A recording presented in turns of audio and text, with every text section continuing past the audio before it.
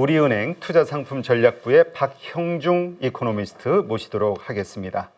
안녕하세요. 네, 반갑습니다. 네, 지금 오늘 환율이 조금 주가가 밀려서 그런지 조금 올랐습니다만 어쨌든 1350원이죠. 네, 잠시만요. 1350원에서 그 왔다 갔다 하는 이 움직임인데 80원, 70원. 이거는 이제 결국 우리나라 금리하고도 연관이 되는 거잖아요.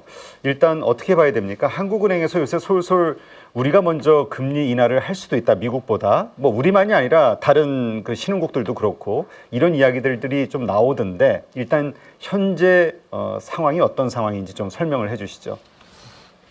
일단 기대감은 가질 수는 있을 것 같아요. 근데 실제 한국은행이 기준금리를 인하할 만한 상황은 아닌 것으로 보입니다. 일단 미국하고 조금 이제 연관이 많이 돼 있으니까 미국 먼저 말씀을 드리고 이제 한국 쪽을 말씀을 드리면 소비자 물가, 미국의 소비자 물가가 다소 이제 둔화되면서 기준금리 인하에 대한 기대감이 높아진 건 사실이지만 미국 쪽. 근데 이제 파월이나 주요 연준 위원들의 발언을 따져보면 올해 내 기준금리 인상은 없다. 근데 금리 인하까지는 시간이 많이 걸린다. 이런 뉘앙스거든요. 네. 그래서 미 연준의 기준금리 인하 시기는 기존의 예상보다는 조금 뒤로 미뤄질 것 같고요. 그럼 한국은행이 미국보다 먼저 기준금리를 인하할 수 있겠느냐? 역시 아닌 것 같습니다. 한국 역시 물가는 그 한국은행의 목표치를 크게 상회를 하고 있고 경기도 보면 1, 4분기에 상당히 서프라이즈였었잖아요. 그래서 성장은 생각보다 괜찮고 물가는 높은데 굳이 한국이 미국보다 기준금리를 앞서 내릴 여건도 조성이 안 된 것 같아요. 그래서 일단은 한국은행이 기준금리를 인하하는 거는 조금 시간을 두고 봐야 될 것 같고요. 미국이 뭐라고 할까요? 그러니까 반드시 미국이 금리를 인하해야 한국이 따라 금리 인하하는 건 아니지만 여건상으로 봐도 한국은행의 기준금리 인하는 미국보다 앞서서 단행되기는 어렵다라고 판단을 하고 있습니다. 네. 그런데 왜 이렇게 계속해서 우리가 일반적으로는 미국이 금리 인하를 하기 전에 지금도 2% 이상의 금리 차가 있기 때문에 우리가 먼저 할 수 없다가 불과 한 두 달 전에 우리의 인식이었는데 요즘 자꾸 우리가 먼저 할 수도 있다라는 이야기들이 여러 나라에서 나오는 이유는 뭡니까? 아무래도 외부의 몇몇 나라들이 금리를 인하하고 있거든요. 그리고 특히 이제 그 ECB가 미국보다 앞서서 이제 기준금리를 인하할 가능성이 좀 커지고 있고, 지금 시장에서는 한 6월 정도 인하를 할 걸로 예상을 하고 있는데, 저 역시 ECB는 미 연준보다 좀 빨리 인하를 할 것 같습니다. 그래서 다른 나라들의 기준금리 인하가 조금씩 가시화되고 있기 때문에 이제 그런 부분들이 이제 한국은행도 기준금리를 인하할 수 있지 않냐라는 조금 그 기대로 연결이 되고 있는 것 같습니다. 그렇군요. 자, 그렇다면 이제 5월 금통위 우리 일단 언제 열리죠? 다음 주 목요일 날 열립니다. 다음 주 목요일. 네, 다음 주 23일입니다. 이번에도 그냥 만장일치로 동결로 다 예상하고 있는 거죠? 그렇습니다. 지금 시장 예상도 그렇고 저도 그렇고 만장일치 동결일 것 같고요. 하나 조금 걸리는 거는 이번에 그 금통위원 두 분이 바뀌신단 말이에요. 그래서 이 두 분의 성향을 아직 확인을 못했기 때문에 이 두 분이 다른 생각을 가지고 있으면 동결이 아닐 수도 있는데 일단은 새로 들어오셔가지고 다른 의견을 내시지는 않을 것 같고요. 그래서 이번 금통위 때는 지난번과 마찬가지로 만장일치로 동결될 가능성이 높다라고 보고 있습니다. 네. 아니 근데 우리 한국의 금통위원들도 자기 목소리를 내는 편인가요? 우리 일본의 연준위원들은 자기 생각대로 막 한다고 얘기하는데 생각하는데 한국의 금통위원들은 되게 조용하신 것 같고 그냥 따라가는 것 같아서 많이 점잖으시죠? 네. 많이 점잖으시고 제가 지지난주에 우연히 길을 가다가 한국은행 총재님을 저녁에 뵀습니다. 아, 그래요? 여쭤보려다가 그냥 스치듯 지나갔습니다. 너무 샤이하신 거 아니에요?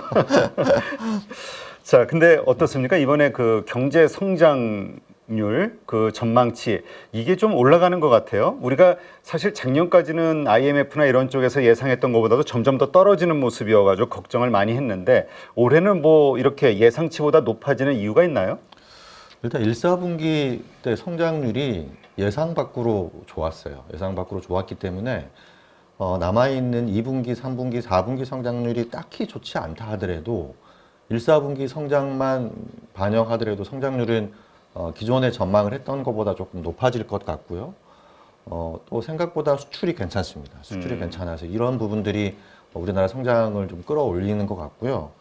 오늘 그 국책연구기관이죠. KDI에서 올해 성장률 전망치를 발표를 했는데 2.6% 전망을 했습니다.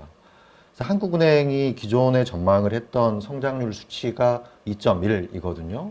그래서 그 다음 주에 한국은행이 새로 수정된 경제 전망을 발표를 하게 되는데 2.4% 전후로 성장률을 높이지 않을까라고 생각을 하고 있습니다. 네. 네. 그렇게 되면 우리 환율과 관련해서는 좀 변동이 있을까요?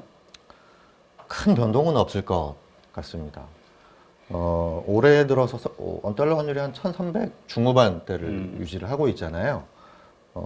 그 미국 소비자 물가가 발표된 이후로 조금 하락 안정세를 보이곤 있긴 하지만 전반적인 흐름을 봤을 때 원달러 환율의 크게 하락 안정이라고 해야 될까요? 이 가능성은 높아 보이지는 않고 되려 미 연준의 기준금리 인하 기대의 변동에 따라서 지금 이제 미 연준의 기준금리 인하 기대가 굉장히 높은 상황이지만 이런 것들이 조금 훼손되는 지표들이 나오게 되면 다시 원달러 환율이 오를 여지도 높아 보이고 원달러 환율에 뭐 제가 봤을 때는 국내 요인도 있지만 우리나라 주변국 그러니까 그 일본하고 중국이죠. 이 두 나라 환율에 조금 많이 연동되는 움직임을 보일 것 같아요.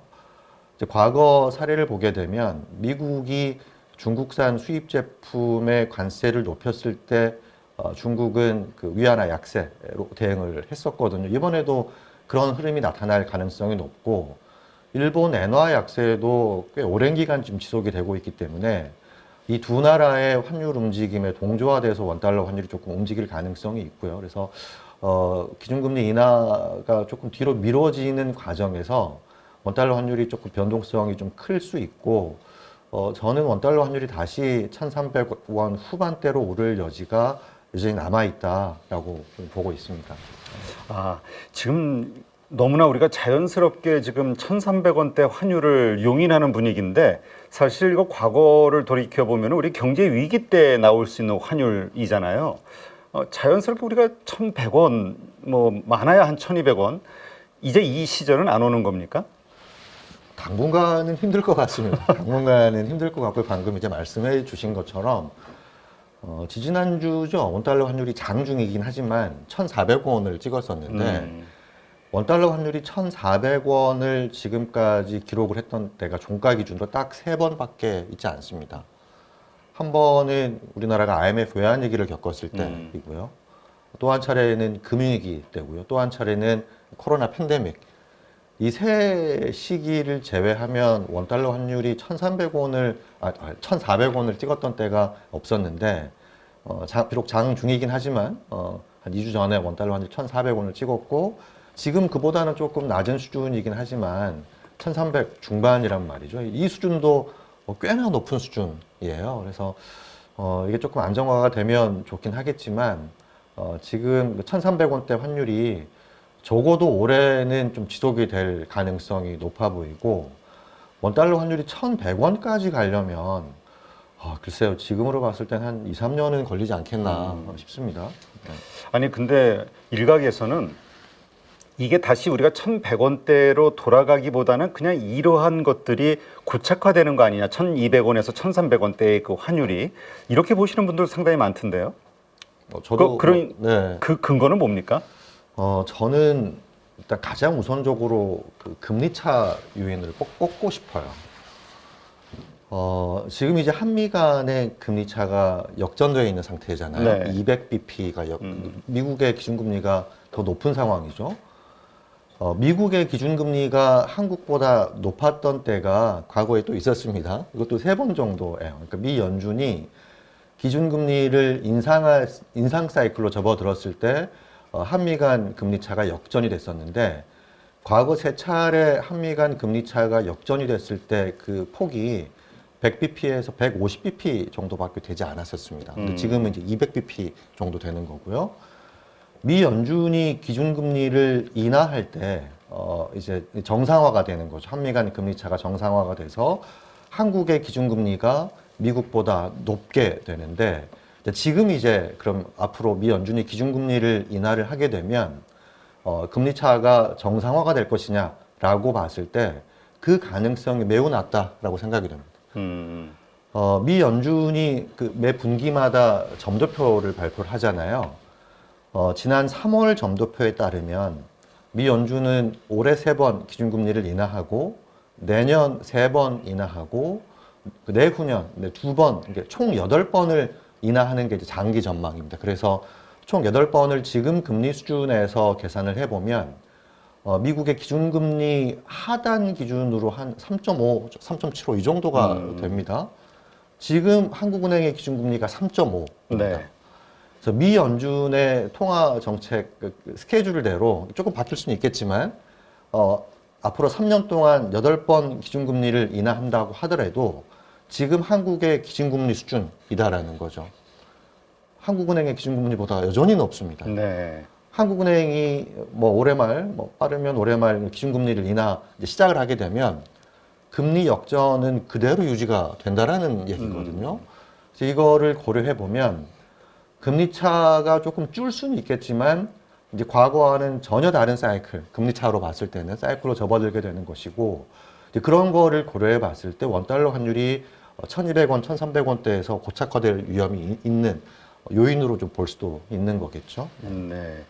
지금 우리가 미국 눈치 보지 말고 바로 금리 인하를 해야 된다라고 이야기하시는 분들 가운데서는 지금 뭐 우리 한국의 정말 많은 개인 부채 짊어지고 있는 분들 혹은 뭐 중소기업들 그다음에 뭐 부동산 PF 관련해서도 그렇고 하여튼 여러 가지 부분에서 지금의 금리가 더 유지가 된다고 했을 때는 파산밖에는 기다리는 게 없다라고 생각하는 층들이 너무 많은 거 아니냐 이러한 이야기들을 하거든요.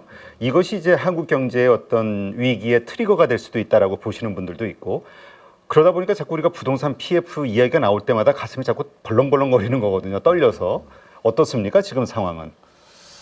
가계부채가 많긴 하죠. 근데 그거는 저는 약간 반대로 보고 있습니다. 그러니까 일각에서는 기준금리가 너무 높기 때문에 가계부채가 많은 우리나라 입장에서는 이자 부담 내느라 허덕이는 분들도 많으시고 소비도 위축되고 부동산 경기도 안 좋아지고 PF 부실 문제도 커지기 때문에 기준금리를 인하해야 된다라는 목소리가 있는 것도 사실이지만 네. 우리나라 가계부채가 이렇게 뭐 다른 나라와 견주어봤을 때 이렇게 많은 상황까지 이른 데는 그동안에 한국은행이 상황이 조금 안 좋아질 때마다 금리 정책을 통해서 금리를 인하하는 것이죠.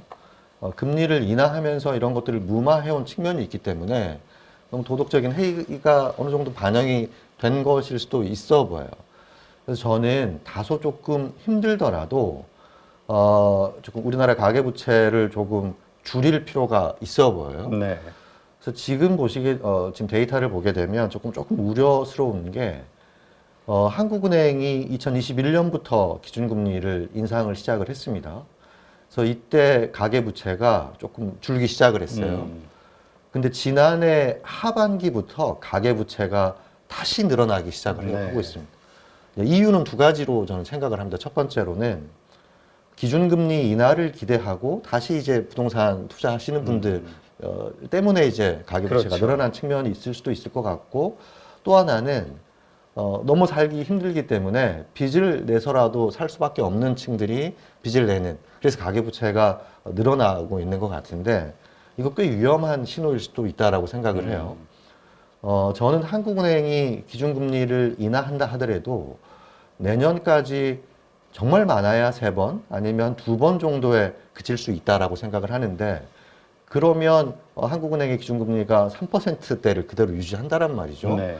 여전히 높은 수준이에요. 근데 이 정도 유지가 됐을 때 가계가 부담해야 될 부채를 갖고 있는 분들이 부담해야 될 이자 부담은 여전히 높은 것이기 때문에 그래서 이 부분은 내년 뭐 계속해서 조금 문제가 될 수밖에 없는 것 같고 그래서 이 부분은 통화 정책을 통해서 해결하기보다는 금융 정책이나 재정 정책을 활용을 해서 해결하는 게 좀 보다 맞지 않나. 근데 그것이 우리나라의 거시 건전성을 조금 안정화시키는 길일 수 있겠다라고 저는 생각을 하고 있습니다. 네. 아니 그 얘기를 저기 한은 총재님 길에서 만났을 때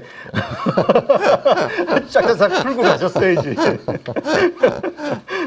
아니 근데 지금 이러다 보니까 어차피 이제 금리라는 거는 이제 앞으로 계속 내려가는 것이 방향성은 정해진 거 아니냐. 그런 차원에서 이 마지막 고금리 시대 때에 채권 투자를 해야 되는 거 아니냐라고 생각하시는 분들도 있어요.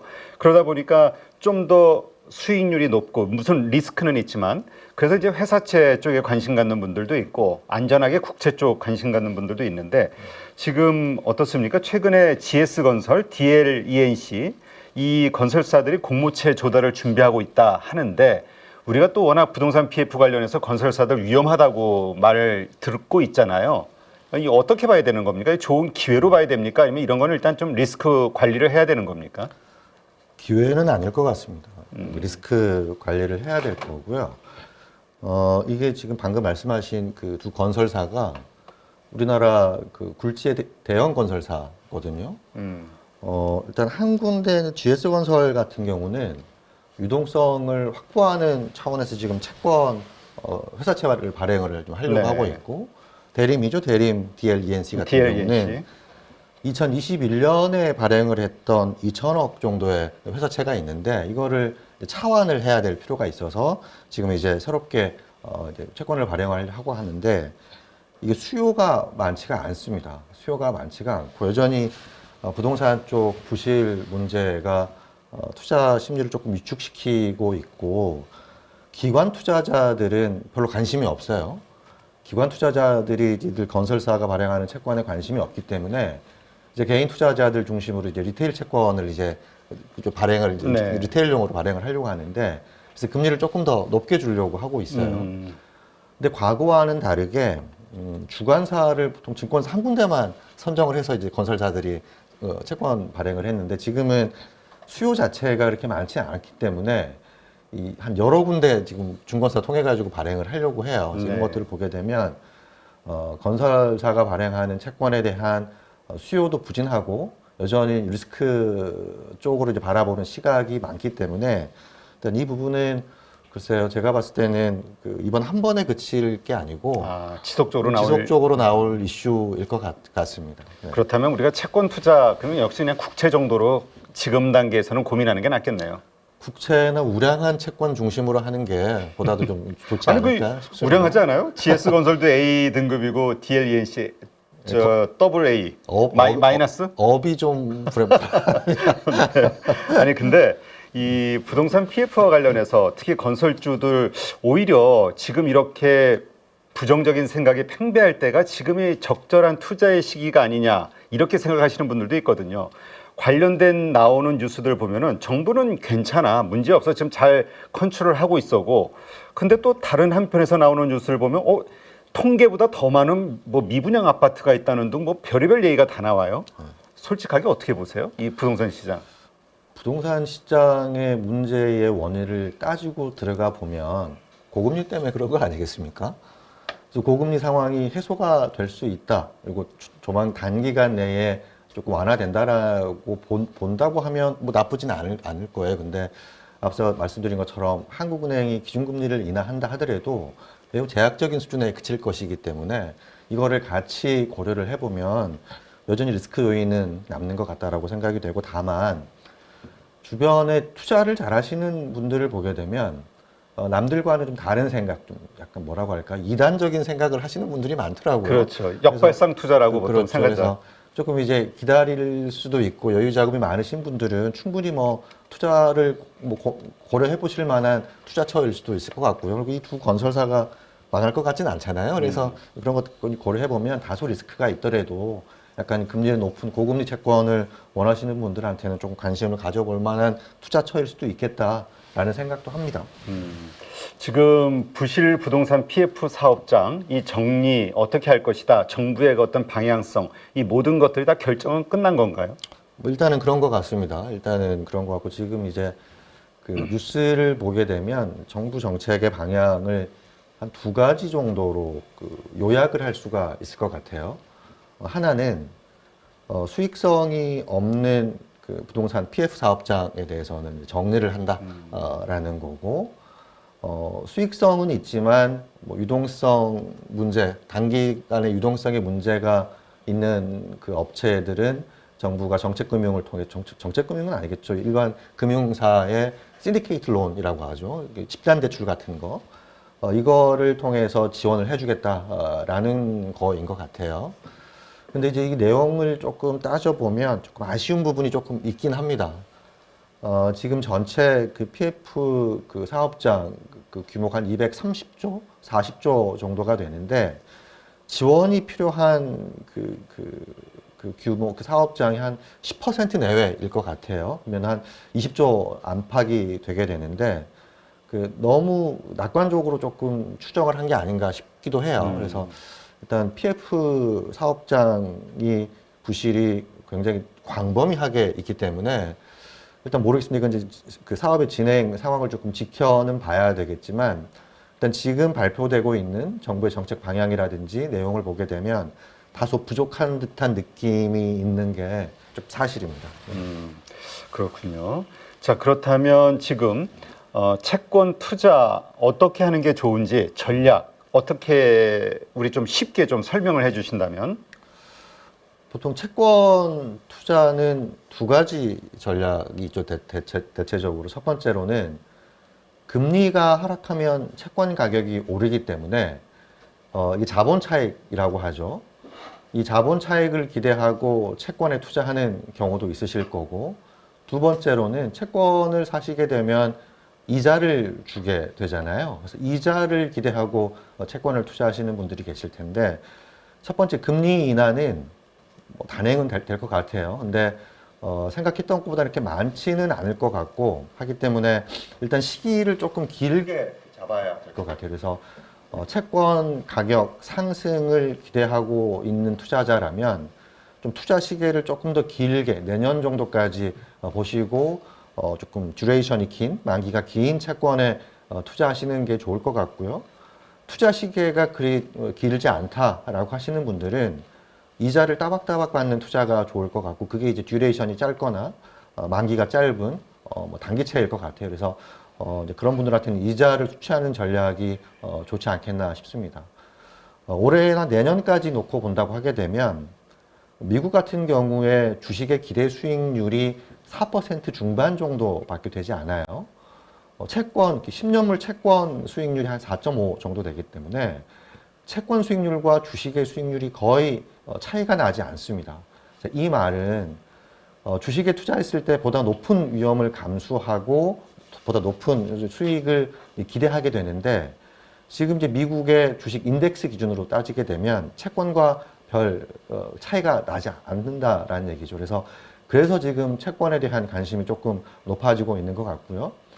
올해 내년까지 놓고 보게 되면 미 연준이 기준금리 인하를 시작을 할 거는 거의 분명한 것이기 때문에 채권에 조금씩 관심을 두는 것도 나쁘지는 않을 것 같습니다. 네, 알겠습니다. 하여튼 또 채권에 요즘 관심 갖는 분들이 많으셔서, 근데 요즘은 좀 심플하게 우리 개인 투자자들도 그냥 그 우리 뭐죠? 미국의 그 1배짜리 추종하는 거, TLT?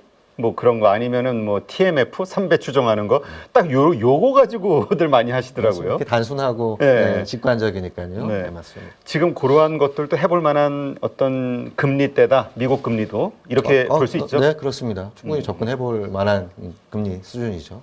네, 알겠습니다. 지금 미국 주식 아까 4%대라고 말씀하셨는데 기대 4% 중반대. 네네. 네. 예. 그건 누가 그렇게 정한 겁니까?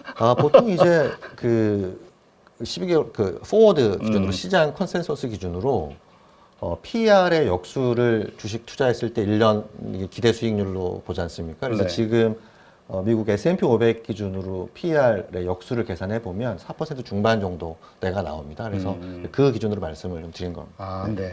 아니 뭐 엔비디아나 뭐 이런 주식 가지고 있으신 분들이 볼 때는 무슨 소리야? 엔비디아는 예외네요. 제가 시장 전체를 말씀드린 거고, 엔비디아는 개인적으로도 굉장히 좋은 주식이라고 생각을 하고 있고, 네. 엔비디아는 밸류에이션도 쌉니다. 네, 좋은 주식이라고 생각하고 있습니다. 지금 가격대도 싸다고 생각하세요?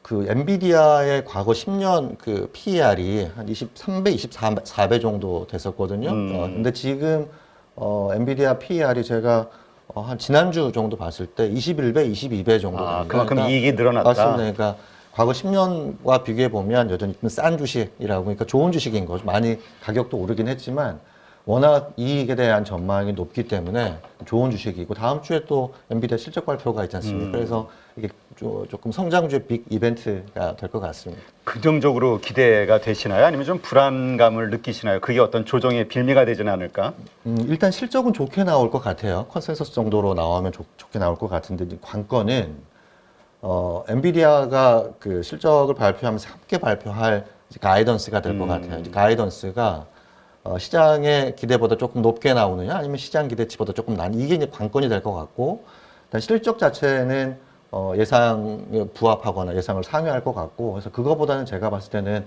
엔비디아가 제시할 가이던스가 보다 더 중요할 것 같고, 이쪽에 조금 관심을 맞추시면 좋지 않을까 싶습니다. 네, 그렇군요. 네, 하여튼 채권 글쎄요, 이게 자산 배분이라고 그래서 이렇게 적절하게 가지고 가야 된다. 우리가 많이 말을 듣고 논리적으로 그게 맞는 말이라고 생각이 되면서도 채권을 잘 해보지 않은 그 낯설음에 대한 거부감, 뭐 그리고 또 수익률에 대한 욕심, 이런저런 것들 때문에 이게 잘 안 되는 것 같아요. 네. 그게 뭐 제가 봤을 때는 주식은 직관적이잖아요. 주가 네. 직관적인데, 채권을 하시려면 금리도 알아야 되고, 통화 정책도 알아야 되고, 경기 여건도 알아야 되고 하기 때문에, 그래서 조금 까다로워하시지 않나 생각이 됩니다. 네. 그래서 이렇게 채권 전문가분들 뵈면은 뭔가 있어 보이십니다. 다 저는 경제 전문가. 아니 그냥 채권 전문가로 가요. 네.